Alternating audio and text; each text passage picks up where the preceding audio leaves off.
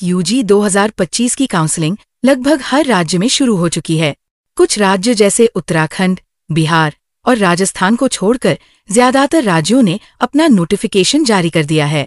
यहाँ तक कि छोटे राज्य जैसे गोवा, अरुणाचल प्रदेश और मणिपुर ने भी काउंसलिंग प्रोसेस एक्टिव कर दी है।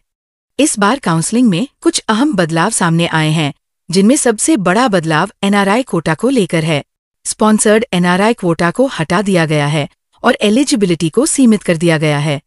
अब केवल वही छात्र एनआरआई कैटेगरी में आते हैं जो खुद एनआरआई हैं, जिनके माता पिता एनआरआई हैं या जो किसी एनआरआई के वेरीफाइड वार्ड है।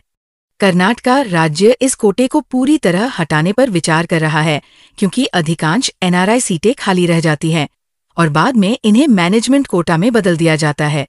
इससे जेन्युइन स्टूडेंट्स को नुकसान होता है।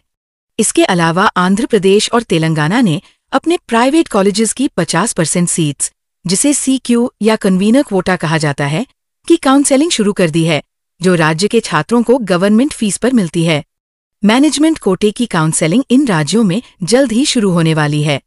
इस बार पीडब्ल्यूडी कैटेगरी में भी एलिजिबिलिटी क्राइटेरिया को लेकर बदलाव किए गए हैं और यह जानना सभी छात्रों के लिए बेहद जरूरी है। जहां एक तरफ सभी को उम्मीद थी कि इस साल कॉलेजेस और एमबीबीएस सीट्स की संख्या बढ़ेगी, वहीं स्थिति इसके उलट है। कुछ कॉलेजेस की मान्यता हटाई गई है, जिससे सीटों की संख्या घट गई है।